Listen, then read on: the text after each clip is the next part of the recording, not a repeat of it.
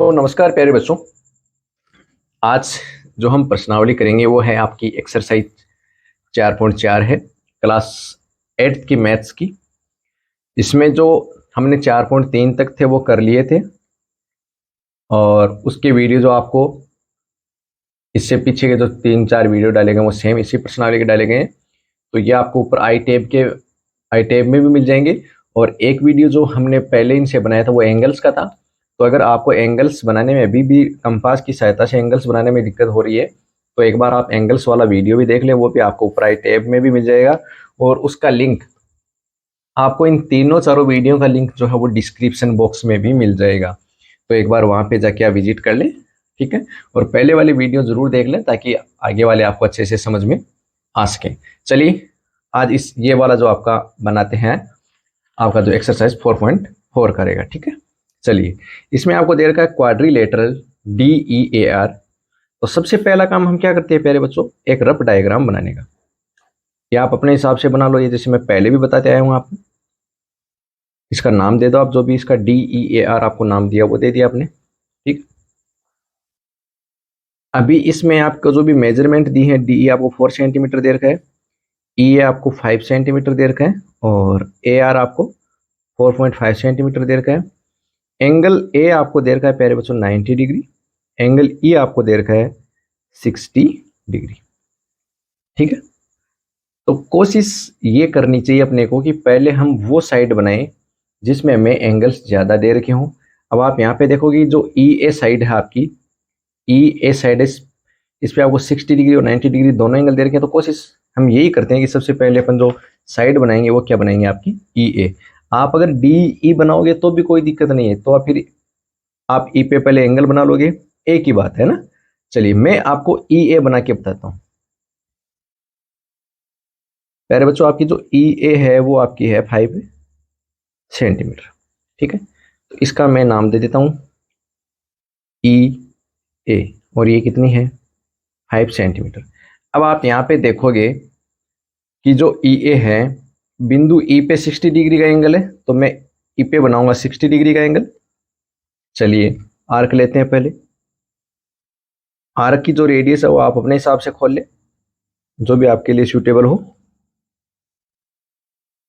ये मैंने आर्क ले लिया, फिर यहाँ रखोगे आप और ये आर्क लोगे। तो आपको पता है कि जो सबसे पहला आर्क होता है आपका, ये कितने डिग्री का होता है प्यारे बच्चों, ये होता है आपका 60 डिग्री, ठीक है।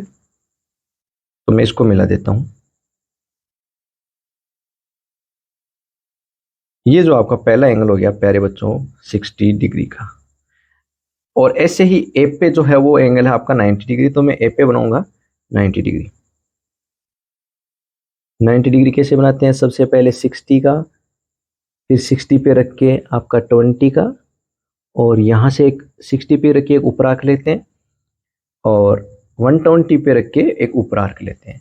तो ये जो आपका एंगल बनता है प्यारे बच्चों, ये बनता है 90 डिग्री का, ठीक है।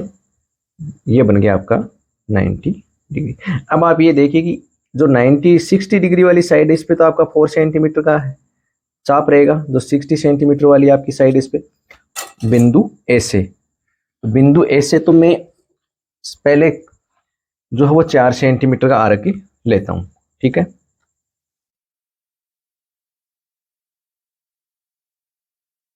कंपास पे आप 4 सेंटीमीटर खोल लें इसको,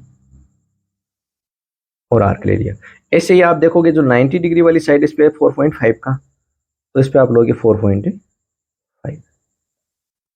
ये लो पैर ले लिया। अब जो ई वाला जो 4 सेंटीमीटर का था इसका नाम तो डी है, और इसका नाम आर है। तो अब आप डी को आर से मिला दो।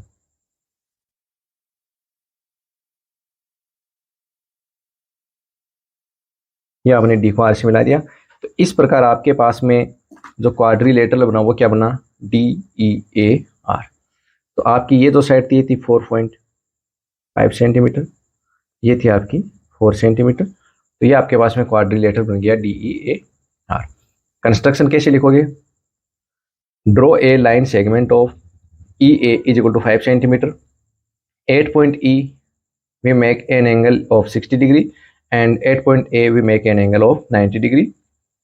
On the ray of 60 degree angle we cut an arc of 4 centimeter from E, and At the ray of angle of from A, we cut an arc of 4.5 centimeter and named them D and R representative.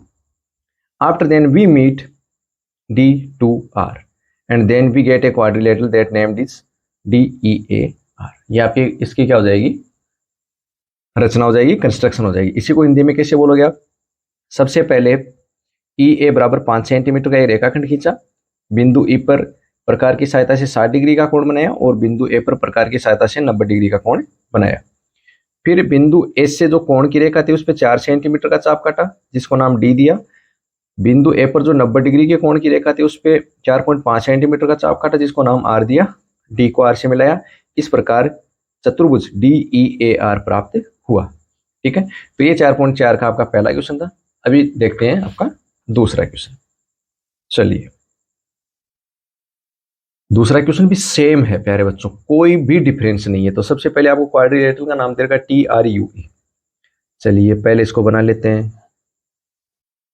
पहले सबसे पहला काम आपका रहेगा rough diagram बनाने का, TRUE। फिर इसका जो भी आपको नाम मेजरमेंट दे रखी है वो करें आप। TR आपको 3.5 दे रखी है, RU आपको दे रखी है 3 सेंटीमीटर, UE आपको दे रखी है 4 सेंटीमीटर, एंगल R आपको दे रखा है 75 और एंगल U आपको दे रखा है 120। ठीक है, अभी देखो मैंने जो पिछला क्वेश्चन बताया था वो इस साइड को लेके बताया था ना। अभी मैं एक काम करता हूँ, ये वाला क्वेश्चन आपको ये वाली साइड लेके बता देता हूँ ताकि आपके भी कंफ्यूजन नहीं रहे। दोनों आप तरीके से, जिस तरीका आपको जो अच्छा लगे आप उससे आप फिर काम ले सकते हो। तो जैसे इसमें सबसे पहले आपको दे रही है TR 3.5 सेंटीमीटर, मैं ये ले लेता हूँ। ये मैंने ले ली प्यारे बच्चों TR 3.5 सेंटीमीटर, मैं लिख देता हूँ। अब आप देखोगे कि R पे जो वो 75 डिग्री का एंगल है, तो पहले हम क्या करेंगे, अब 75 डिग्री का एंगल बनाएंगे। चलो बनाते हैं। 75 डिग्री एंगल बनाने के लिए आपको प्यारे बच्चों एक तो 60 और एक 90 डिग्री के एंगल की जरूरत पड़ेगी। तो 60 आपका ये रहा, तो इसका मतलब 90 का पहले आपको एक एंगल बनाना पड़ेगा। चलिए बनाते हैं। इसके लिए पहले आपको क्या करना पड़ेगा, 90 डिग्री का एंगल बनाना पड़ेगा। लेकिन आपको एक्चुअल में 90 का नहीं चाहिए, आपको चाहिए 75। तो इसको आप डॉटेड लाइन से दिखा दो। जो एंगल चाहिए नहीं, जिसका केवल सहारा लिया जा रहा है ना, उसको आपको डॉटेड लाइन से दिखा देना चाहिए ताकि वो क्लियर हो जाए। ओके, फिर आपको 90 पे रखना है और किस पे रखना है प्यारे बच्चों, 60 पे।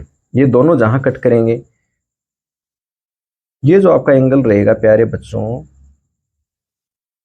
ये बन गया आपका 75। ठीक है, ये बन गया आपका 75। अब आप ये देखो कि 75 वाली जो साइड है इस पे कितने डिग्री का, सॉरी कितने सेंटीमीटर का आर्क है, 3 सेंटीमीटर। तो मैं 3 सेंटीमीटर लूंगा यहाँ पे, ये मैंने ले लिया 3 सेंटीमीटर। ये काट रही है यहाँ पे। अभी इसका थोड़ा ध्यान रखना पॉइंट का आपको। इस पे देखो आप 3 सेंटीमीटर वाले को क्या नाम दे रखा है इसमें, U, तो मैं इसको U नाम दे देता हूँ। यहाँ पे कट कर रहा है। ठीक है, और इस U पे देखो कितने डिग्री का एंगल है, 120 डिग्री। तो अब मैं U पे बनाऊंगा प्यारे बच्चों। अभी मैं थोड़ा इसको एक बार ऐसे कर लेता हूँ। ठीक है, मैं बिंदु U पे कितने का बना रहा हूँ अभी, एंगल 120 डिग्री का।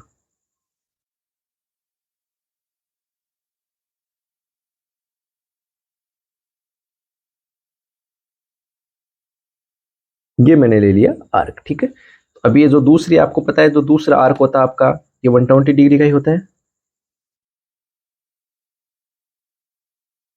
ये मैंने बना दिया प्यारे बच्चों 120 डिग्री, वहां पे बनाया U पे। ठीक है, अब आप देखोगे कि U से, इसको मैं वापस से रख देता हूं।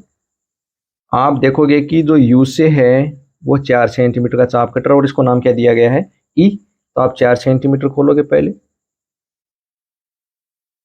ये लीजिए आपने 4 सेंटीमीटर खोल लिया और ये आपने काट दिया चाप। इसका नाम दे रखा आपको प्यारे बच्चों E। और जो एक आपके पास में यहाँ T था, आप T को मिला दीजिए E से।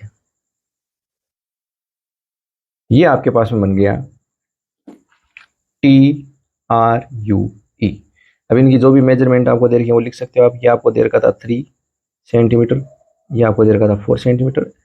आप इसका जो लिखोगे वो क्या लिखोगे, draw an line segment of 3.5 centimeter that is named TR. After then we make an arc at point R is equal to 75 degree with the help of compass.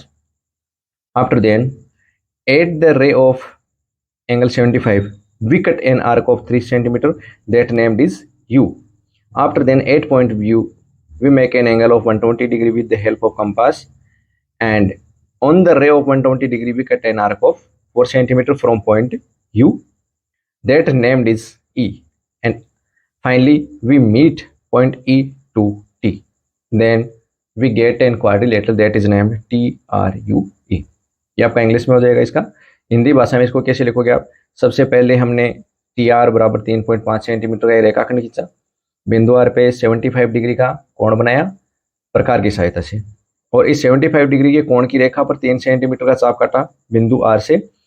इस चाप ये चाप जहां कटा इसको यू नाम दिया। फिर बिंदु यू पे हमने 120 डिग्री का कोण बनाया प्रकार की सहायता से। इस कोण की रेखा पर हमने 4 सेंटीमीटर का चाप काटा जिसको नाम दिया ई। ई को हमने मिलाया टी से। इस प्रकार चतुर्भुज TRUE प्राप्त हुआ। ठीक है, तो ये 4.4 के आपके दोनों क्वेश्चन है। इसके बाद में आपकी जो अगली प्रश्नावली रहेगी इसमें 4.5 रहेगी, तो इससे आपकी जो 4 की प्रश्नावली वो कंप्लीट हो जाएगी। इसके बाद में आपकी जो और इस 8 की मैथ्स की बुक में जो बाकी की प्रश्नावलियाँ रहेगी वो भी एग्जाम से पहले मेरी कोशिश रहेगी मैं कंप्लीट आपको करवा दूँ।